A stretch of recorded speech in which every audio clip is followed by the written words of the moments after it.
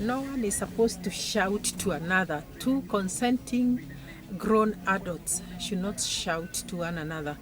It doesn't matter what has happened. It doesn't matter what is going on. No one should shout, because when you shout, what are you teaching the children in that home or the young generation in that home? You people may be having teenagers. You may be having small children that would be very surprised that somebody is screaming unto the other. And what is this that would make you scream? Guys, welcome to this channel, Never Age TV. This is where we discuss issues of life, and if you could subscribe, I would appreciate. And you who has come back to watch, thank you very much for coming back. Now, you could hear the shouting from the neighborhood. Somebody shouting unto another. Oh, you are very stupid. Yeah, I don't know what you think. What is wrong with you? What is this? Why do you have to shout? What has somebody done to you to warrant that? Surely, the way I look at life, life is something that should be lived very, very peacefully. I don't think there is any reason why one should shout another. And at what point do you graduate to thinking that you can shout to somebody, insulting them because they live with you, because they are your partner, because they are under you, because you are the one who takes care of them? Why should you shout at them? Guys, this shouting is not modern. It is overtaken by events. And somebody who shouts has got issues. You should see a therapist, because you need to be sorted out. I still feel you need to be sorted out, because why shout? Let me tell you, silence is the best, should I say the best teacher or the best medicine. If you could just see that somebody is not doing the right thing, and you just maybe alert them that they are not doing right, and you keep quiet, that one goes a long way in solving the matter at hand. In fact, if you found let me talk of a colleague, of a partner in a house, maybe a man and a wife, and you get to see that somebody is going the wrong direction, and supposing that you people are very free to one another, you discuss issues, you share issues, you share ideas, and then you get to see somebody is doing something wrong, and you get to alert them.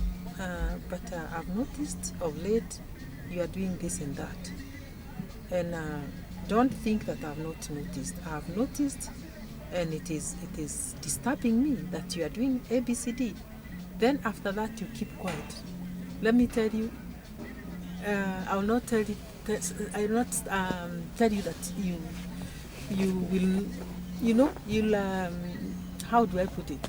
When you tell somebody that they are hurting me, or they are going against the set up rules of the marriage or of the home, and then you keep quiet, they get disturbed, but they wonder what is going through your mind.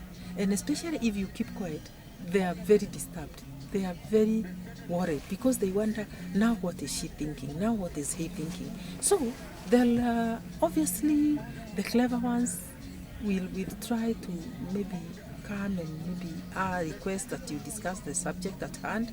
And those that do not have the ego, there are those with an ego that who is she, who is he? I don't discuss such things. If he feels that I'm not, those that don't have an ego will come and say, okay, you said after some time, you told me you've noticed ABCD, and I think it's best we discuss this subject. And when they approach you that way, don't show them negativity. Just sit with them and discuss the issue at hand. Try to tell them what you feel about it. Try to tell them why you suspected they were doing ABCD. Try to suggest a way that they can improve on what they did that is not right.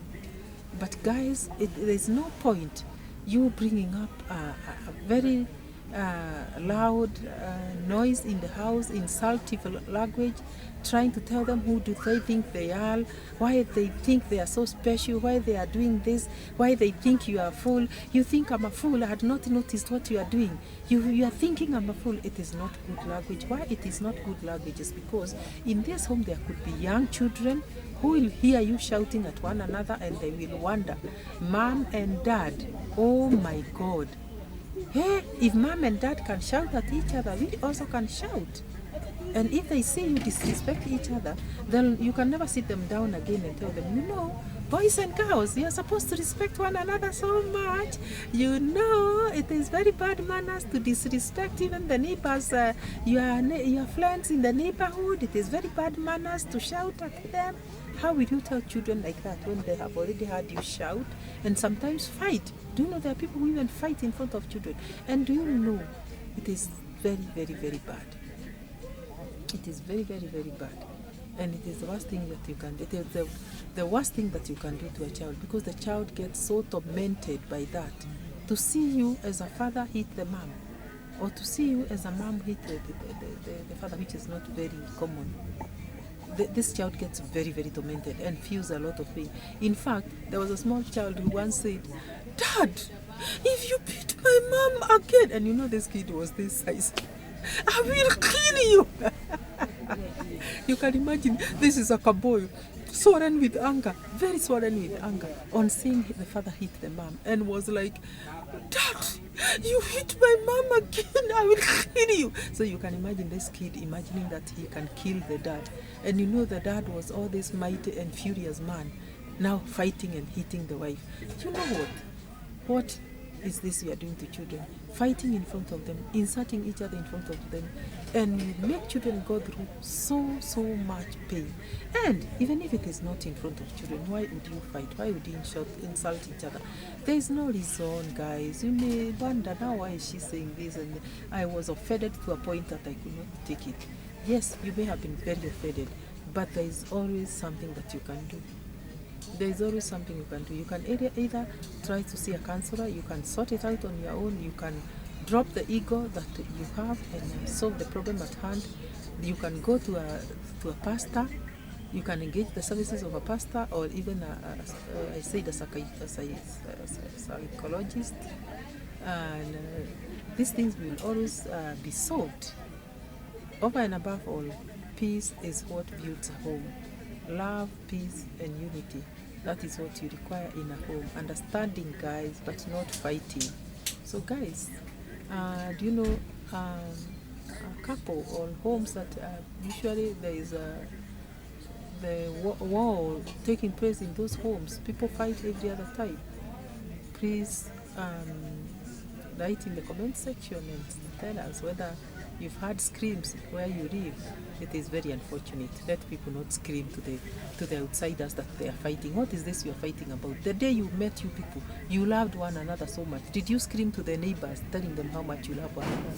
So why are you fighting and even screaming while fighting and even throwing utensils all over that you are fighting and then disrupting the peace of the neighbors?